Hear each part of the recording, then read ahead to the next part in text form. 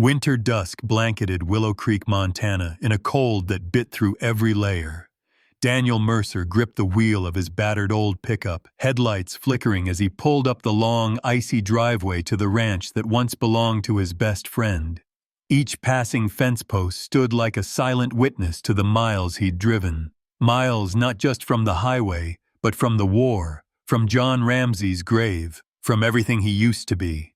The old truck sputtered and coughed as Daniel killed the ignition, the sudden hush only making the wind seem louder. He stepped out, boots crunching over snow-packed earth, duffel bag slung over a shoulder. The sharp mountain air stung his cheeks. The house at the end of the drive sat in shadow, porch light off, snow drifting up against the steps. It looked the way he felt, abandoned, hollowed out, heavy with memories nobody wanted to claim. Daniel unlocked the door. The hinges whined like something in pain. He stepped inside and the familiar smell of old wood, dust, and something faintly medicinal hit him. There were John's photos on the mantel, smiling with his arm around Daniel, both in uniform, grinning with Bailey, the horse, at his side. The sight twisted Daniel's gut.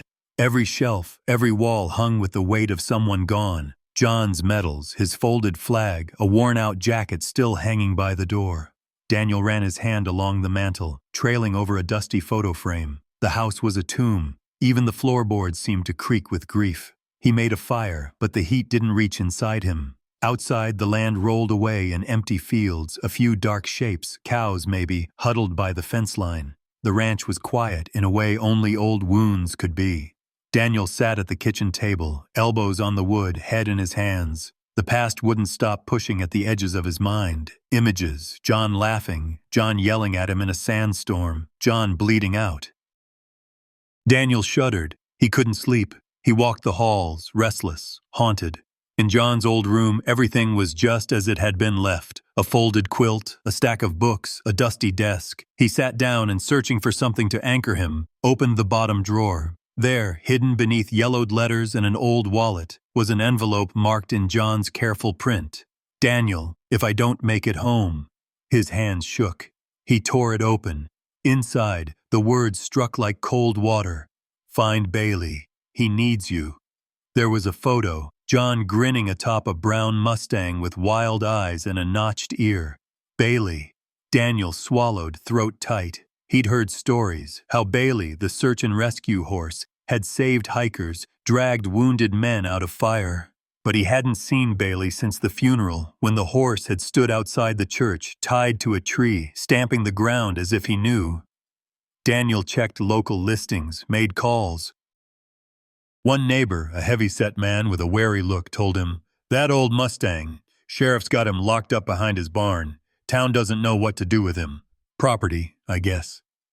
The next morning, Daniel drove into town, heart racing. The sheriff's barn was tucked away behind the station, forgotten like a bad memory. In the thin gray light, Daniel found the stall. There, Bailey. The horse was older, his coat dull, scars shining through the fur on his flank. His head drooped. A notched ear flicked at Daniel's approach. Bailey's eyes, dark, deep, alive but tired, met Daniel's. He reached out, careful, slow. Bailey shifted, nostrils flaring, and for a moment Daniel thought the horse would turn away. But then Bailey took a half step closer, sniffed his palm, and stood, silent, like someone holding their breath. "Hey, old boy," Daniel whispered. "I'm here."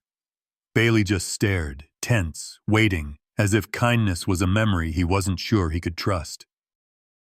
A woman's voice startled Daniel. The sheriff's wife, arms crossed, watched him from the barn door. "That horse has seen better days. Town's auctioning him at the rodeo next week. Surplus livestock, that's all." Daniel's stomach dropped. Auctioned. He barely had 2 pennies to rub together.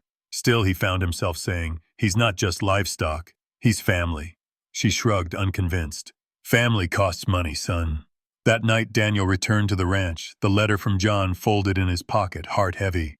He sat on the porch, staring at the mountains swallowed in shadow. Bailey, the old Mustang, his best friend's last wish. Daniel promised quietly to the empty night, "I won't let him go. Not like this." Inside, a storm started brewing. Distant thunder rolled across the fields, echoes of gunfire, of the past. Daniel closed his eyes, feeling the old fears rise, but also something else, purpose. He would save Bailey. He had to. In saving the horse, maybe he could save a part of himself, too. The question hung in the air, heavy and electric. Could two broken veterans, a man and a horse, find a way back from the darkness? Midnight in Willow Creek meant a world gone silent, save for the steady pulse of rain on tin and the occasional crack of distant thunder. Daniel pulled his coat tighter, boots sinking into mud as he circled behind the sheriff's barn. Shadows pooled around the old wooden structure, its boards warped from too many winters. A single bulb over the side door flickered, humming like a warning. Still, Daniel pressed on, heart pounding, not from fear of the dark, but from what waited inside. He found Bailey in a stall near the back, farthest from the barn's warmth. The Mustang looked nothing like the proud, sharp-eyed horse in John's photos. His coat was mud-streaked, a patchwork of dull brown and scar tissue. One ear notched from some forgotten fight twitched at Daniel's approach. Bailey's flanks rose and fell, each breath tight, nostrils flaring as if he could still smell the fire and smoke of past rescues. Daniel paused at the gate. He'd been around animals his whole life, but tonight felt different, charged with memory, heavy with promise. His hand shook as he reached through the rails, palm up, slow, giving the horse time to remember. At first, Bailey shied away, muscle tense, the whites of his eyes showing. Daniel waited, steady, letting the night settle. Thunder rumbled closer, rattling the barn's old bones. Then, like a memory surfacing, Bailey stepped forward, head low, breath steaming in the cold. He stopped just short of Daniel's fingers, eyes searching, waiting for the old pain of disappointment. Daniel whispered, "Hey, partner, remember me?" His voice cracked. He thought of John, how he'd talked to Bailey, never as a beast, always as a friend. Daniel tried again, softer. "I'm here, boy." "I came back." Bailey lowered his head until his soft muzzle brushed Daniel's palm. For a breathless second, horse and man simply stood, both trembling, both survivors, both lost. Suddenly, the stall door rattled. Daniel tensed. A flashlight beam swept the aisle. The sheriff, boots heavy, peered inside, grumbling. "Can't sleep?" Daniel straightened, hand still on Bailey's cheek. "Just checking on him." The sheriff eyed him, then Bailey, then shook his head. "He'll be auctioned at the rodeo. Surplus property." The words fell like stones. Daniel clenched his jaw. "He's not surplus. He saved lives." The sheriff shrugged, already walking away. "Doesn't matter now. Bring cash if you want him." When the barn fell silent again, Daniel pressed his forehead to the cold rail. He checked his wallet. A few wrinkled bills, a couple quarters. It wasn't enough. His mind raced. Odd jobs, alone, selling his own truck if he had to. He promised Bailey, voice barely above a whisper, "I won't let you down." Lightning lit the yard for an instant, long enough to reveal the world outside, rain pounding, clouds boiling like old nightmares. Bailey pressed closer, not nuzzling, just leaning in as if needing Daniel's steadiness. Daniel remembered stories John used to tell, how, during missions, Bailey would stand his ground under rotor wash and gunfire, unflinching, refusing to leave anyone behind. Tonight, it was Daniel's turn to refuse.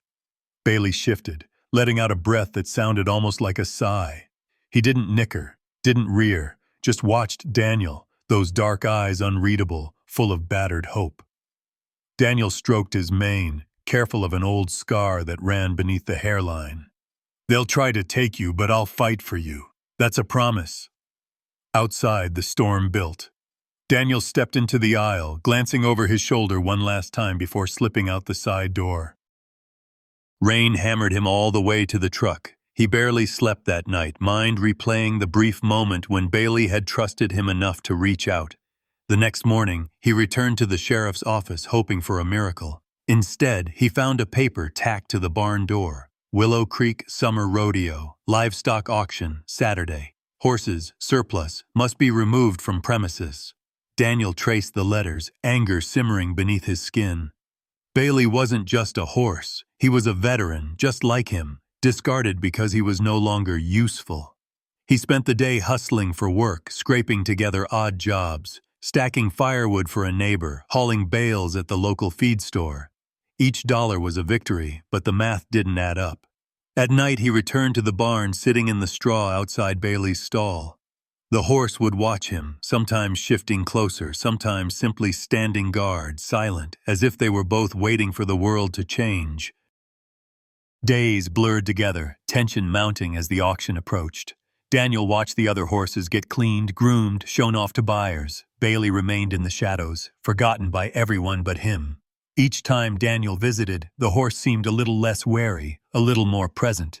One night, the sheriff's wife found Daniel asleep against the stall door. She didn't wake him, just covered him with an old blanket and left a sandwich by his side. In the morning, Daniel saw Bailey's head stretched over the door, watching him, ears pricked forward, the tiniest sign of hope.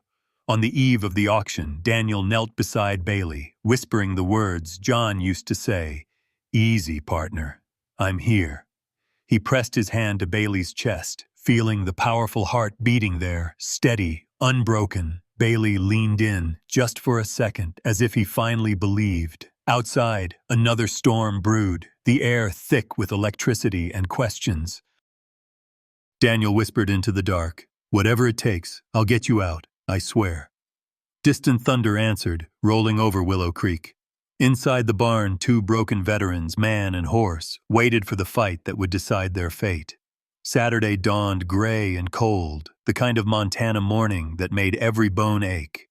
Daniel stood on the edge of the rodeo grounds, one hand in his pocket, the other gripping a battered envelope with all the money he could scrape together, $58, every last cent. He watched as trucks pulled in, tires biting through gravel, families spilling out in boots and hats ready for a day's entertainment. But to Daniel, the rodeo didn't feel like a festival. It felt like a trial. Banners flapped in the wind, bright against the iron sky. The scent of sawdust, manure, and frying onions hung heavy in the air.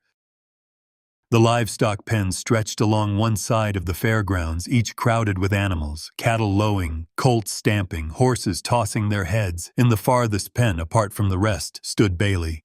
Daniel made his way over, heart thudding. Bailey was alone, his brown coat brushed only enough to hide the scars, his mane uncombed. Kids ran past, one tossing a pebble at the stall. Bailey didn't flinch. He simply turned away, chin low, dignity flickering behind tired eyes. Daniel called his name softly, pressing a hand through the rails. Bailey stepped close, recognizing him, and for a moment, Daniel saw the proud rescue horse John had loved. The horse's breath was warm on his palm. A loudspeaker crackled, summoning bidders to the arena. Daniel's mouth went dry. He had always hated crowds, hated being on display, but now the anxiety pressed on his chest like a weight.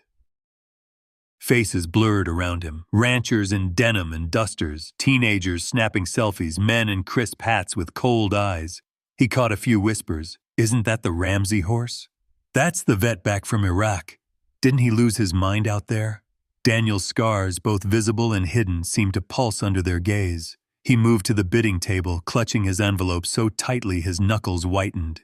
He waited as others scribbled names, handing over thick wads of cash. When his turn came, he could barely get the words out. "Bailey, lot 42. The auction worker, a teenage girl bored and chewing gum, barely looked at him as she wrote down his bid, taking his envelope without a glance. The auction itself was a blur of noise, laughter, and the sharp bark of the auctioneer. Daniel stood behind the fence, eyes locked on Bailey, tuning out everything else. The pen gate clanged open. Bailey was led in, hooves skidding on the packed dirt.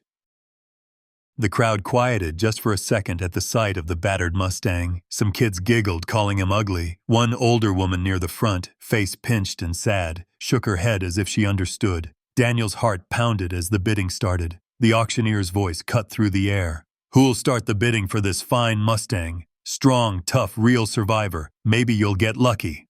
Some laughter. Daniel raised his hand, voice barely above a whisper. 58. A few in the crowd snickered. 58. You can barely buy a saddle for that. The auctioneer grinned, sensing the tension. Any higher offers? A hand shot up. Clay Harding, a broad-shouldered man in a crisp Stetson, known around Willow Creek for his livestock deals and sharp business. 150, he called, smirking at Daniel. Clay's eyes said he was there for profit, not pity. Next to him, unexpectedly, Martha Bennett raised her hand. She was a stoic figure, Gray hair in a tight bun, old boots, eyes hard as flint. 180. Daniel recognized her from town, though they'd barely spoken. Whispers rippled.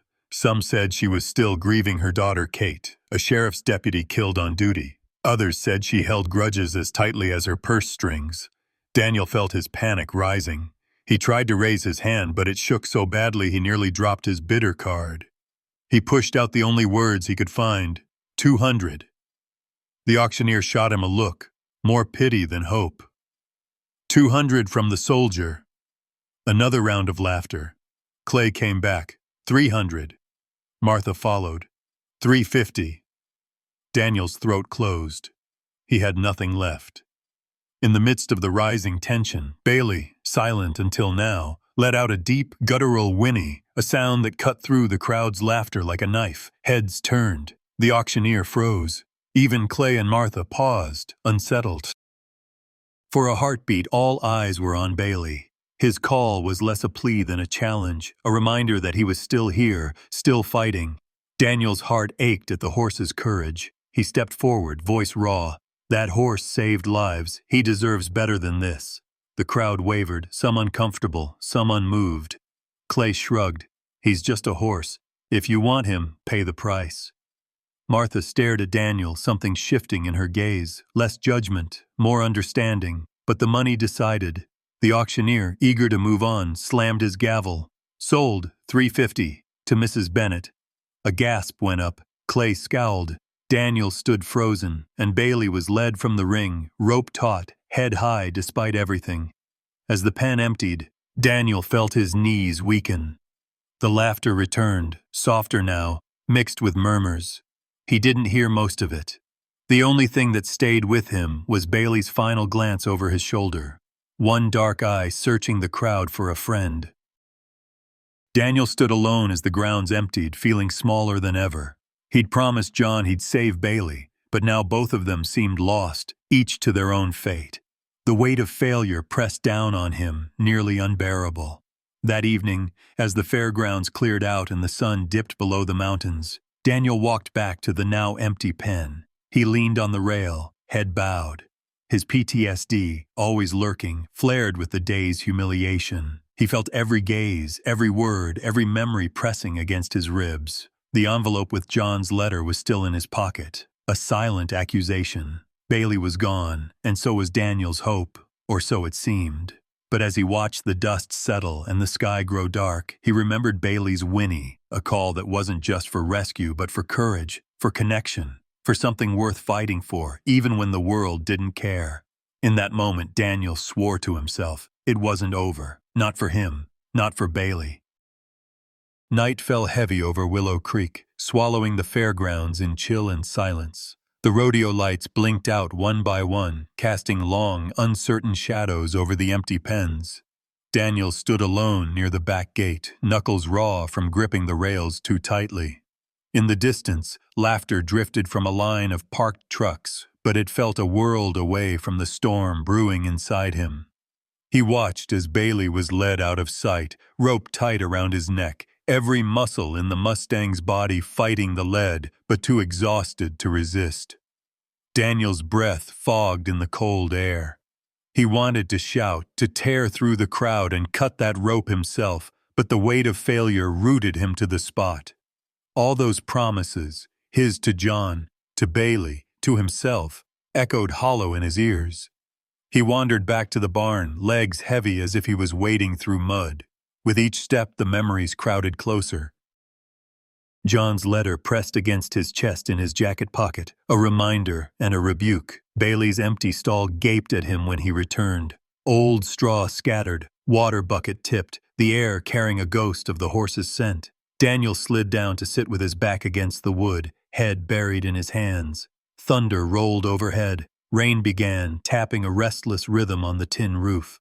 Daniel's world shrank to the small, cold space outside Bailey's stall. Shame gnawed at him. He relived the auction over and over, the mockery, his shaking voice, Martha Bennett's steely gaze, Clay Harding's smirk. Most of all, Bailey's eye seeking him out as the pen closed, searching for an anchor. He thought of calling John's parents, or maybe Martha, begging for help. but he couldn't find the words. Instead, he let the silence close in, the barn creaking and groaning with every gust of wind. Every so often his mind flashed with old memories, gunfire in a distant desert, John shouting orders, the feeling of helplessness that always came too late.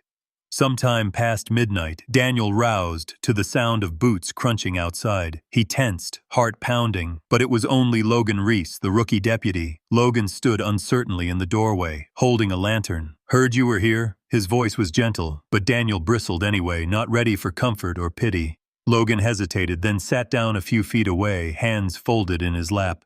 "I know you tried. The town's not always fair."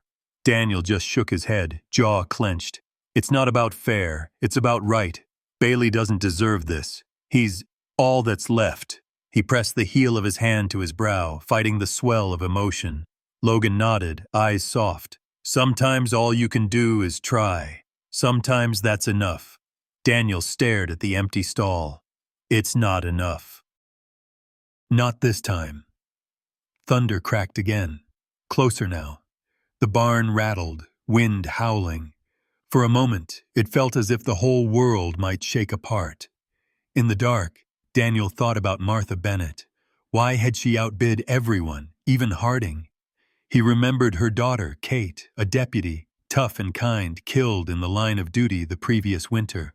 Some said Martha hadn't spoken much since. Others whispered she blamed Clay Harding for what happened, though nobody dared say it aloud. Daniel wondered what she wanted with Bailey, a wounded Mustang at the edge of usefulness. The next morning, Daniel woke stiff and sore, straw in his hair, his mind slow and fogged. He wandered into town, the streets slick with rain. At the diner, he found Martha sitting alone by the window, nursing a black coffee. He hovered by her booth until she looked up, her gaze clear and sharp. "Why'd you do it?" Daniel asked quietly. She didn't answer at first. She sipped her coffee, eyes never leaving his. "You think I don't see what Harding is? My Kate? She was working something before she died, something dangerous. I wanted Bailey out of his hands." Daniel slid into the seat across from her, his voice brittle. "Then let me help. Let me take Bailey." Martha stared at him for a long moment. "I saw what you did for that horse, but Clay won't let it go. He thinks owning Bailey proves something." She tapped her mug, lost in thought. "You know, the whole town's been looking the other way for a long time. Maybe too long." Daniel leaned in, desperate. "I promised John I'd save Bailey. I failed." Martha's expression softened, the lines on her face deepening. "Sometimes the only thing you can do is keep fighting, even if you lose." Later that day, Daniel found himself wandering the fairgrounds, searching for Bailey. He spotted the horse, penned alone near the back fence. Martha stood nearby, arguing with Harding, voices sharp and bitter. Daniel approached just as Harding spat, "You're meddling in things you don't understand, Martha." She shot back, "I understand enough to know you're not fit to care for any living thing." Daniel tried to speak, but Harding cut him off. "You lost, soldier. Stay out of it." Daniel's fists clenched. He wanted to swing, to shout, to do something reckless, but Bailey needed him to keep his head. He watched as Harding stormed off, Martha fuming. Bailey, seeing Daniel, pushed his nose through the slats. Daniel pressed his forehead against Bailey's, whispering, "I'll find a way, I swear." Bailey stood still, ears twitching, trusting him even in defeat.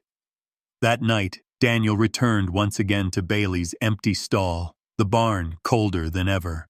He sat on the floor, alone with his thoughts, feeling the failure settle into his bones. But somewhere beneath the grief, a stubborn resolve began to grow.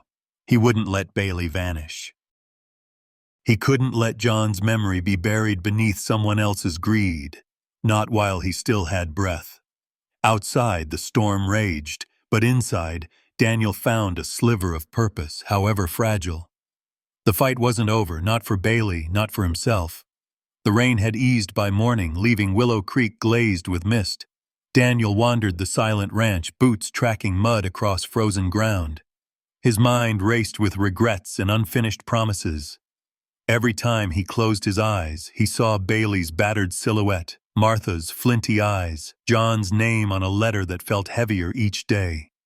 He hadn't slept more than an hour, haunted by the sense that he was missing something, a reason behind all this pain. A knock rattled the ranch house door. Daniel froze, startled by the sound. When he opened it, Martha Bennett stood outside, shoulders squared, a battered satchel tucked beneath one arm. For the first time, Daniel saw something raw in her expression, a flicker of hope or maybe desperation. She stepped inside, shedding her coat with practiced movements. "I didn't come to fight," Martha said quietly, "but you need to see this." She pulled a leather-bound notebook from her bag, worn at the edges, filled with scraps of police tape and scribbled notes. "This belonged to Kate," she explained, voice tight. "My daughter. She didn't just die. She was onto something. And Bailey. I think he's a piece of it." Daniel sat at the kitchen table, hands shaking as Martha slid the notebook toward him. He opened it slowly. Inside, Kate's handwriting leapt from the page. Names, numbers, dates, sketches of horses, hand-drawn maps of ranches, and the outskirts of Willow Creek.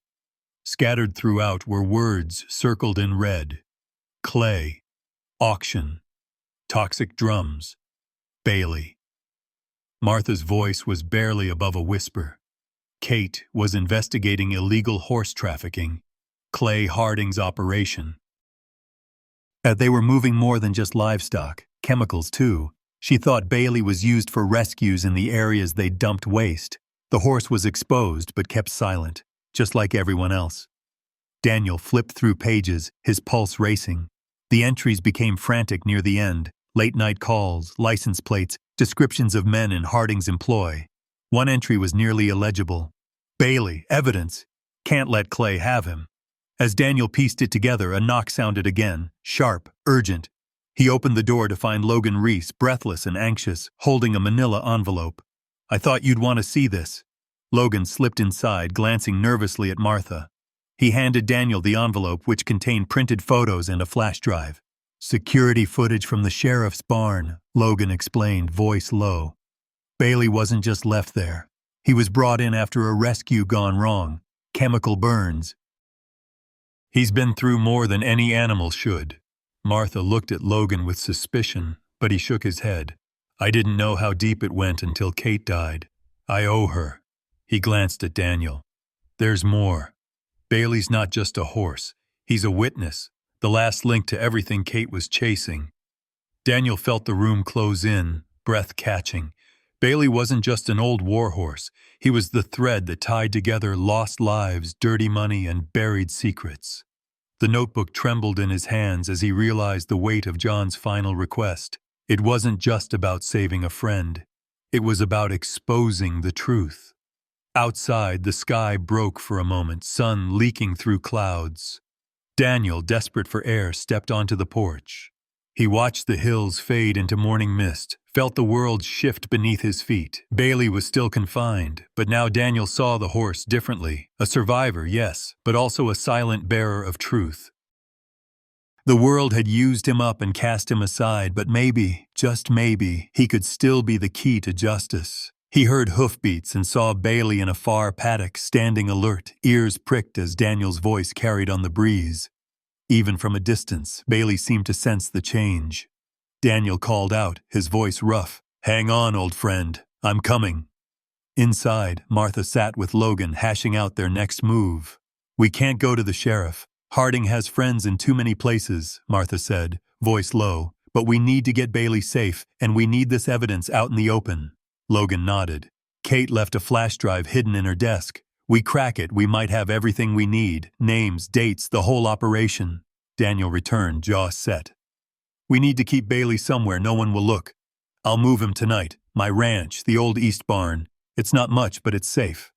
Martha hesitated, then nodded. "I'll help. So will Logan. We owe them, Kate, John, and Bailey." That afternoon, the three worked in tense silence, copying files, poring over the notebook, and making plans. Daniel felt hope flicker for the first time in days, not the bright hope of victory, but the steady hope of purpose. He saw it in Martha's determined set of her jaw, in Logan's nervous glances, in the way Bailey watched him from the paddock, one ear always cocked his way.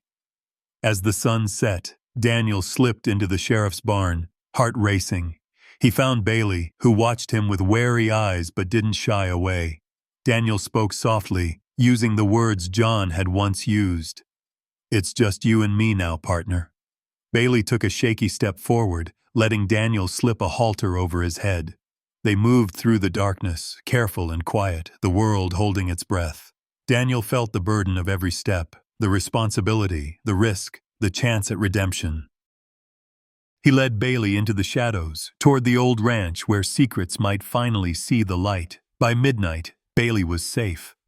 The horse shuddered, blood crusted on his flank from an old rope burn, but he stood tall, eyes bright. Daniel knelt by his side, promising again, "We're not done yet, not by a long shot." Inside the barn, the notebook lay open on a hay bale, pages fluttering as if the wind itself was hungry for the truth. Dawn crept cold and blue across Willow Creek, and for a moment, the world seemed almost calm. Daniel woke on a cot in the east barn, Bailey's soft breathing the only sound in the dark. He'd barely slept, nerves buzzing with worry and hope, the notebook full of Kate's secrets tucked beneath his pillow. For the first time since returning, he felt a fragile sense of purpose. Bailey was here. They were safe, for now. But hope can vanish in an instant. He heard it first, a crow's harsh cry, too close. Daniel jolted upright, heart pounding. The barn door hung open, swaying in the wind. Bailey's stall was empty, no hoofprints in the straw, no snort of greeting. The air was thick with dread. Daniel bolted outside, boots sinking into the rutted mud. The paddock gate gaped wide. Panic stabbed through him. He called Bailey's name until his voice cracked. Only silence answered. Daniel's hands shook as he fumbled for his phone, dialing Logan. Logan answered on the first ring, his voice tight. "What happened?" "They took him," Daniel said, barely above a whisper. "Bailey's gone." Within the hour, Logan, Martha, and Caleb, Martha's sharp-eyed, tech-savvy nephew, arrived at the ranch. Daniel's rage burned beneath his grief, but he forced himself to think. "Check the security cameras," he barked, leading them into the house.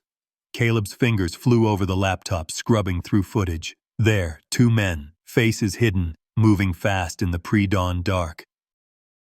The sheriff's badge flashed on a jacket, but the patch underneath, Clay Harding's livestock company, Bailey, roped and shivering, was shoved into a battered trailer. Logan's jaw tightened. "That's Harding's crew. The sheriff's too scared or bought to stop him." Martha's voice was steel. "We have to get Bailey back before they make him disappear for good." Daniel's hands balled into fists. Where would they take him? Caleb pulled up Harding's GPS data, half illegal, half brilliant. They're headed north, Old Miller Place, near the abandoned shed. If they're hiding evidence, it's the perfect spot. No one goes out there. They didn't wait. Daniel grabbed the old Winchester from his father's closet. He didn't want trouble, but he'd have backup this time. The four loaded into Martha's battered Ford, following the muddy tracks through frostbitten fields. Wind whipped through broken fences and overgrown weeds. The land felt haunted, empty, waiting, holding its breath. Every mile ratcheted the tension. Martha drove like a woman possessed, knuckles white. Daniel stared at the passing landscape, haunted by the echo of John's voice. "Don't let them win. Don't leave him behind." Finally, they reached the shed. It sagged at the edge of a dying grove, roof half collapsed. Logan signaled for silence. Daniel led the way, boots squelching in the mud. He felt the raw sting of fear, not for himself, but for the horse who had already survived too much. Inside, the shed was dark and sour with ammonia. In the gloom, Daniel spotted Bailey, tied to a rusted post, trembling. Rope burns striped his legs. Blood oozed from a cut along his flank, but his eyes were alert, scared but not broken. Daniel's voice shook as he knelt, whispering, "Easy, partner. I'm here." Bailey shied at first, then recognized the sound, the scent. The old trust flickered. Daniel pressed his forehead to Bailey's, feeling the warmth, the silent plea for safety. He worked at the knots with numb fingers, murmuring the words John had always used. "Easy, boy. You're safe now." Martha kept watch at the door, her silhouette rigid against the pale dawn. Logan and Caleb checked the corners. no sign of Harding's men.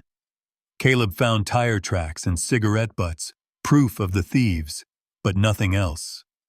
Bailey's legs wobbled as Daniel freed him, but the Mustang refused to go down. Even wounded, he tried to stand tall, eyes scanning the horizon. "Let's get you home," Daniel whispered, voice thick with relief and sorrow. They hustled Bailey into the truck, Daniel holding his muzzle, steadying his nerves. Martha drove fast, avoiding main roads. The world outside felt sharper, every shadow a threat, every noise a warning. Daniel couldn't stop glancing over his shoulder, heart still pounding. Back at the ranch, they settled Bailey into a fresh stall, layering straw thick and warm. Daniel washed the wounds, every brush of his hand an apology. Bailey leaned into him, breath slow, eyes heavy but grateful. The day blurred with exhaustion and relief. Logan called a trusted vet who patched up Bailey's injuries and quietly promised not to say a word. Martha brewed coffee in the kitchen, hands shaking for the first time. Caleb mapped out the timeline, footage, GPS, notes from Kate's journal, piecing together a clear trail that led directly to Harding. Daniel sat in the stall, Bailey's head resting in his lap. The old Mustang dozed, but even in sleep his muscles twitched, ears flicking at every sound. Daniel watched the horse breathe, feeling the weight of everything they'd survived. He whispered, "We made it, old boy. They can't break us. Not now."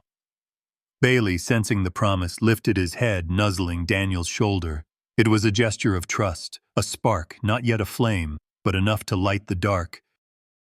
That evening, as storm clouds gathered once more over Willow Creek, Daniel stood in the doorway of the barn, watching the land fade to blue and black. The world was dangerous, but Bailey was home. They had each other, they had the truth, and they had a fight ahead. Inside the barn, Bailey stood steady, a survivor in every sense. Outside, the battle lines were being drawn. The storm came in heavy that night, thunder drumming the rooftops, lightning strobing through the clouds above Willow Creek. Inside the barn, Bailey shifted restlessly in his stall, ears twitching at every rumble, his wounds freshly bandaged, his eyes following every move Daniel made. The old Mustang's survival was proof enough that hope could endure, but Daniel knew they needed more than hope to finish what John and Kate had started. While Martha watched over Bailey, Daniel and Logan gathered in the kitchen with Caleb. The kitchen table was spread with evidence, Kate's notebook, stacks of maps, GPS printouts, and the old metal lockbox that Caleb had dug up behind the barn that afternoon. The box was caked in mud and rust, but it clinked with something heavy inside. Caleb, fingers nimble and eyes sharp with adrenaline, popped the lock. Inside were 3 GPS trackers, several medical reports, a packet of coded invoices, and a thumb drive marked with a single word, justice. Logan sucked in a breath. She was close. She almost had him. Daniel glanced at the reports, hands shaking with anger and awe. The medical files showed that Bailey and several other horses had been exposed to dangerous chemicals in Harding's fields, far above safe limits. Even more damning, the coded invoices showed Clay Harding's business tied directly to illegal toxic waste dumping. Kate had mapped out a network of land deals, phony auctions, and missing rescue animals. The story was bigger and darker than anyone had admitted. Bailey, scarred and sick but still standing, was the last living proof. Bailey snorted, head tossing as Daniel read aloud. "It's all here," Daniel murmured. "Everything they tried to bury." Martha entered quietly, a mug of strong coffee in hand, her eyes heavy but determined. "So what do we do with it?" she asked. "The sheriff's bought. The council's scared. If we don't act, it'll disappear just like before." "We bring it to the town council," Logan said, surprising himself with the certainty in his voice. "We show them everything, and we do it together. No backrooms, no secrets." Daniel nodded, but his mind was racing. "It's not enough just to tell them. We need to show them where the bodies are buried." Literally. He and Logan drove out to Harding's land at sunrise, Martha and Caleb staying behind to watch over Bailey. The air was sharp and cold, mud sucking at their boots as they passed the abandoned shed where Bailey had been found. Logan led the way, following notes in Kate's journal, an X marked on the far edge of Harding's property, past an old windmill half swallowed by thistles. They dug with borrowed shovels, thunderclouds pressing low. The first thing they found was a half-rotted crate of veterinary supplies, evidence of unlicensed treatments likely used to patch up abused horses before selling them on. But as Daniel pried up the edge of a muddy tarp, the smell hit him. A smell that cut through memory and time, animal and earth and sorrow. Beneath the tarp was the shallow grave of a foal, its remains half hidden by the wet earth. Logan knelt, teeth clenched. Kate was right. This was her final case. She died trying to save this animal, trying to save Bailey. Daniel's anger mixed with grief, a dull, relentless ache. We need photos. We need proof. They documented everything. The grave, the supplies, the chemicals leaching into the soil. Back at the ranch, Caleb organized the files into a damning slideshow, cross-referencing GPS data from the trackers with the invoices in Kate's notebook. They had enough to bury Harding for good. They just needed the courage to take it public. Bailey sensed the tension all day, pacing in his stall, ears flicking, nostrils flaring when anyone raised their voice. Daniel visited him often, hand gentle on the horse's neck, grounding them both. He whispered the old promise, "We're almost there, just a little longer." Late that night, Daniel sat with Martha on the porch, the storm dying off, the air humming with anticipation. Martha stared out into the dark, voice low. "My Kate. She knew what was right, even when it cost her everything. I couldn't save her. But maybe we can save this town. Maybe we can give Bailey a real home." Daniel put his hand over hers. "You're stronger than you know. Kate would be proud of you, of all of us." Inside, Logan made the call to the council secretary, requesting time on the agenda for the next evening's meeting. "It's about Harding," he said simply. "It's about justice." They slept fitfully, haunted by what they'd found but driven by a sense of momentum. By dawn, the plan was set. Caleb packed up evidence, Martha drafted her speech, and Daniel brushed Bailey until the horse's coat shone as bright as it could. "You're not just a piece of evidence," Daniel whispered. "You're family, your hope." On the morning of the council meeting, Daniel stood with Bailey in the yard waiting for the others to gather. He felt a surge of pride and fear, knowing the risks. Harding wouldn't go down easy, and there were still plenty in town who'd rather keep their secrets buried. But as Bailey nuzzled his palm, Daniel realized this was the moment he'd been preparing for his whole life. He wasn't just fighting for a horse, he was fighting for John, for Kate, for every broken thing left behind in Willow Creek. That afternoon, under a sky finally clearing after days of storms, they set off for the heart of town, evidence in hand, justice in their hearts, and Bailey walking tall beside them. The evening sun painted Willow Creek's courthouse in molten gold, its windows flashing with the last rays of day. The air was thick with tension and the scent of summer grass, townsfolk gathering on the courthouse lawn, their faces tight with suspicion, curiosity, or something deeper, a hope they barely dared to name. Daniel stood at the steps, Bailey at his side, the Mustang's battered hide and proud stance drawing every eye.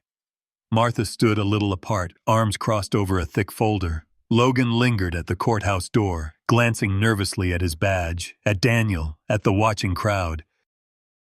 Caleb checked their evidence one last time. Kate's notebook, the invoices, GPS trackers, photos, everything laid out and ready. Clay Harding arrived last. He swept from his truck in a pressed shirt and shiny boots, flanked by a pair of hard-eyed men and the sheriff himself. The crowd parted.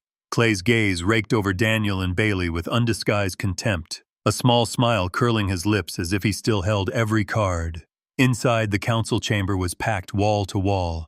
It was a sea of faces, ranchers, old-timers, teens on their phones, mothers with kids in tow.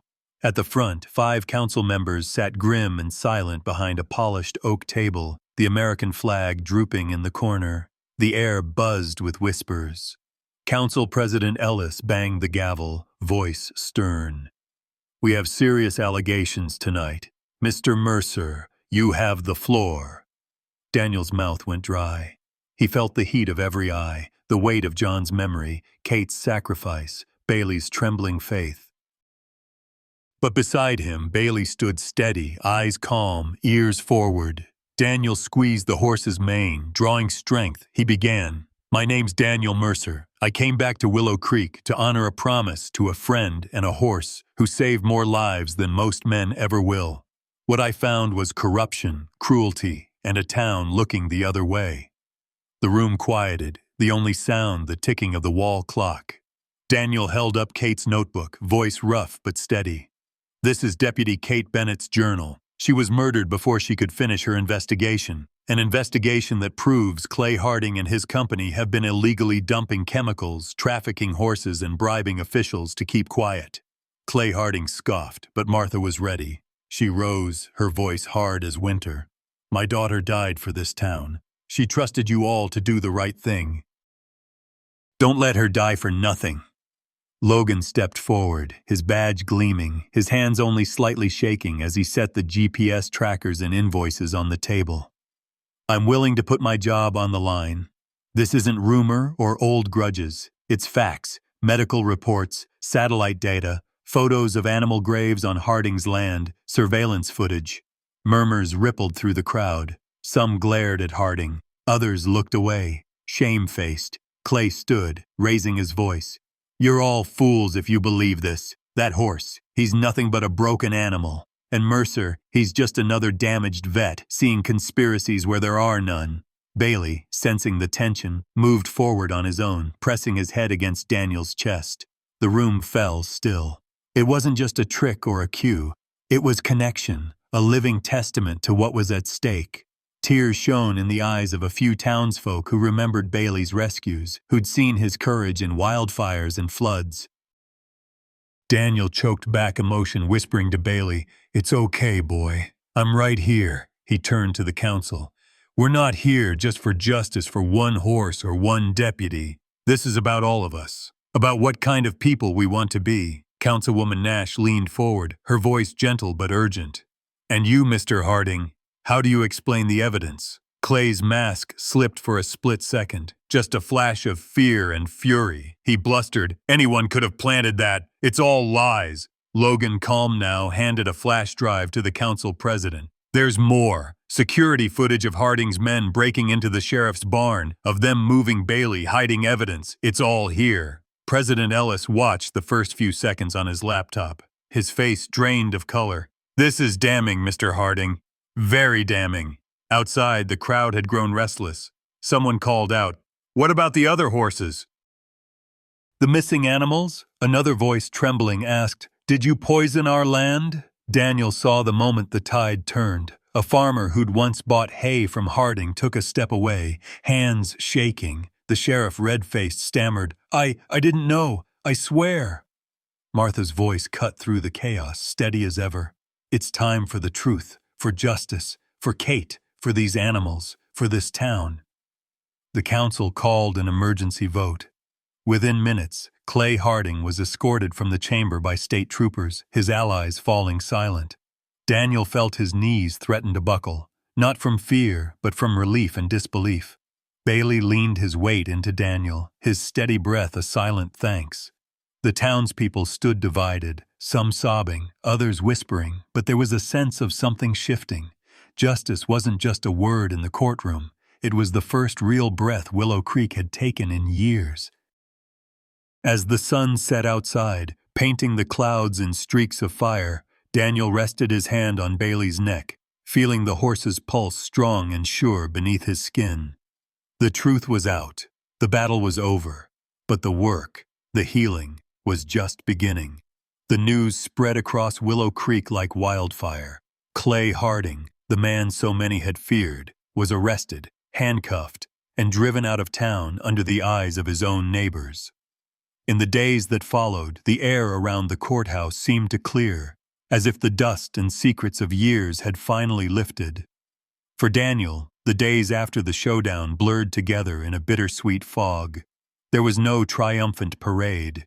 There were repairs to be made, apologies to give and receive, and a town in need of healing more than retribution. Still, everywhere he went, people met his eyes differently now.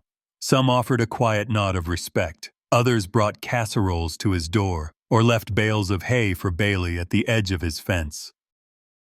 The old ranch, once John's sanctuary, began to transform. With Martha's guidance and Logan's help, Daniel started work on what they called Willow Haven, a sanctuary for veterans and rescue horses. The place quickly filled with life. Bailey, his wounds healing, became the first of many animals to call the place home. Fences were mended, fields cleared, and laughter began to echo again in the barn, where for so long only ghosts had lingered.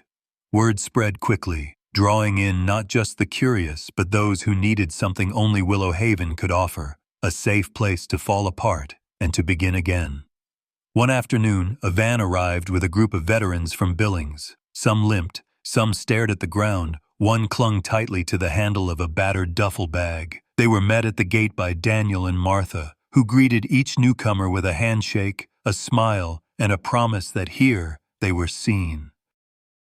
Bailey played his own role, emerging from his stall and walking quietly alongside those who needed comfort.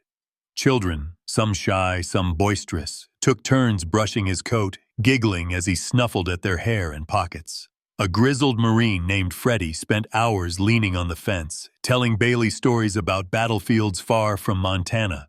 At first, the horse simply listened, but after a few days, Bailey began to nudge the old man's hand for treats, coaxing a smile that had been absent for years. Daniel watched it all with a cautious wonder, his own burdens growing lighter each time he helped someone else carry theirs.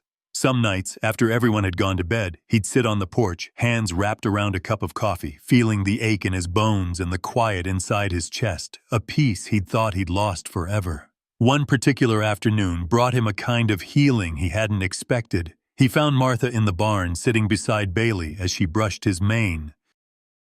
The old Mustang stood still, eyes half closed in the slanting sunlight. Martha looked up as Daniel entered, her expression softer than he'd ever seen.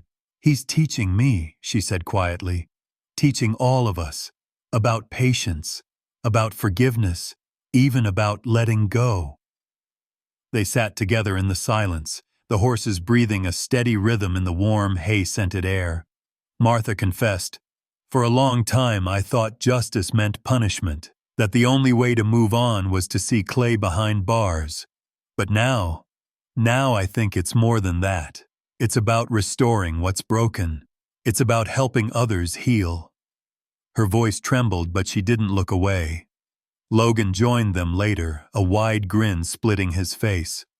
"Heard from the state police. They're opening a new investigation and they want my help. They even promoted me." He turned serious. "But I'm staying here. This is where I belong." He glanced at Martha, who gave him a proud nod. There were hard days, too. Willow Creek's wounds ran deep. Some folks grumbled about outsiders or questioned why so much effort was spent on damaged animals and broken soldiers. But the change was visible, day by day. When the local elementary school asked if students could visit the ranch, Daniel said yes, and soon the barn rang with children's laughter as they learned to brush horses and plant wildflowers. One little girl, Emma, came every Saturday, her father quietly watching from the fence. Emma had lost her mother in a car accident and rarely spoke. Bailey seemed to sense her grief, moving slowly so she could press her forehead against his neck. Over time, Emma found her voice, her giggles chasing the shadows from the barn. That spring, Willow Haven became more than just a sanctuary. It was a place where those lost and hurting could start again. Daniel saw the signs everywhere. Martha sharing stories of Kate with the children, Logan teaching teens how to care for the horses, Freddie whittling toys on the porch for the younger kids. And Bailey, always Bailey, remained the steady heart of it all. One evening, as the sun dipped low behind the hills, Daniel gathered everyone in the big barn for a community dinner. Martha stood, holding her coffee like a shield, and spoke for them all. "Justice is more than punishment," she said. "It's the work we do every day to make things right, to help each other heal, to honor the ones we've lost, and to remember that none of us are truly alone." Her words hung in the air, honest and hard-won. The crowd was quiet. Then someone began to clap, then another, until the whole barn filled with applause. Daniel caught Bailey's eye across the hay-strewn floor and nodded, the connection as solid as ever. As night fell and the stars came out over Willow Creek, Daniel knew the work wasn't finished. There would always be hurt and hardship, but there would also always be hope, so long as they faced it together. Summer came quietly to Willow Creek, its meadows turning lush and green, wildflowers brightening the fields around Willow Haven. Months had passed since the town's reckoning, enough time for wounds to start healing, for the routines of peace to settle in. The ranch was alive now with movement, horses running in the paddocks, laughter spilling from the barns, voices drifting out into the twilight. Daniel sat on the porch most evenings, an old mug of coffee cooling in his hands, Bailey grazing nearby in the fading light. The Mustang had grown older, grayer at the muzzle, but his back was still strong and his eyes bright. Sometimes Daniel would reach out, and Bailey would wander close, resting his head on Daniel's knee with the gentle trust that had been hard-won by both man and animal.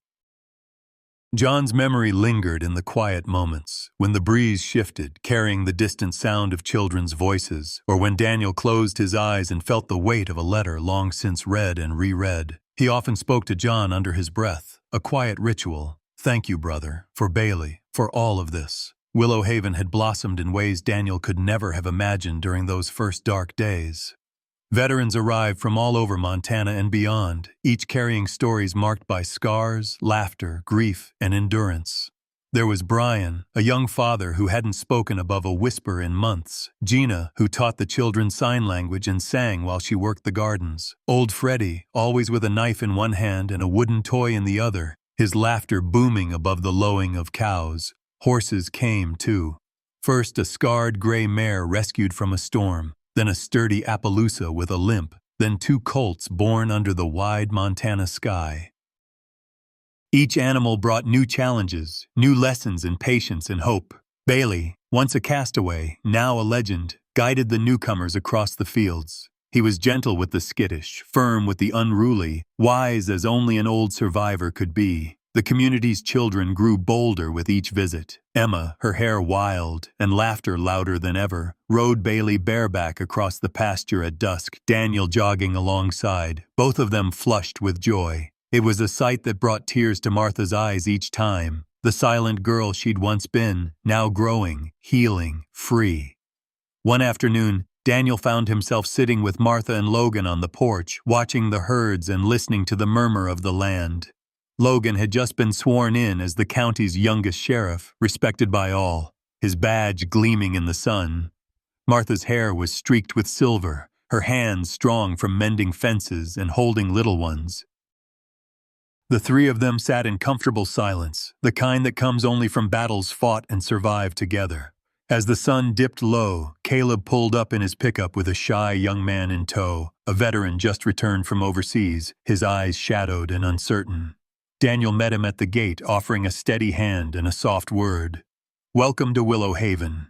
We don't expect much, just honesty and a willingness to heal."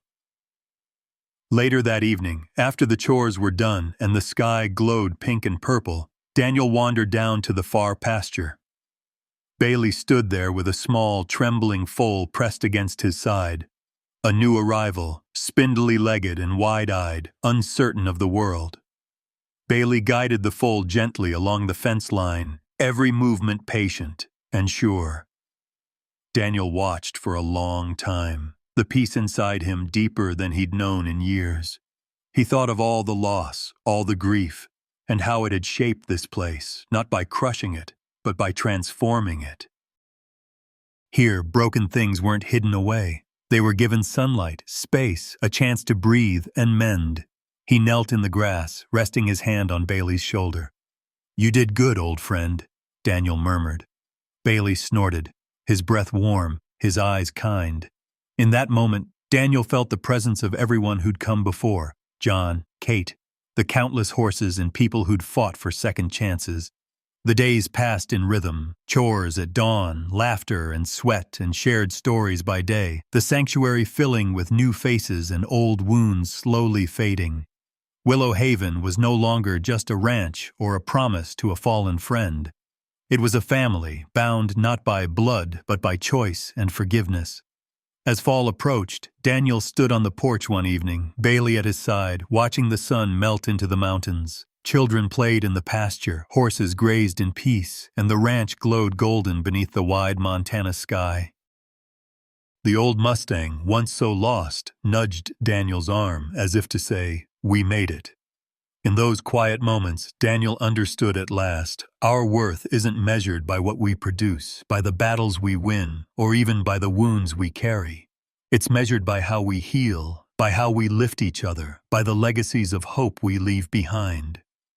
As dusk settled in, Bailey guided the trembling foal across the grass, leading him toward the warmth of the barn. Daniel smiled, his heart mending at last. Willow Haven stood strong, a place where broken souls could find comfort, where the wounded could become whole, and where every ending was really just the start of a new story.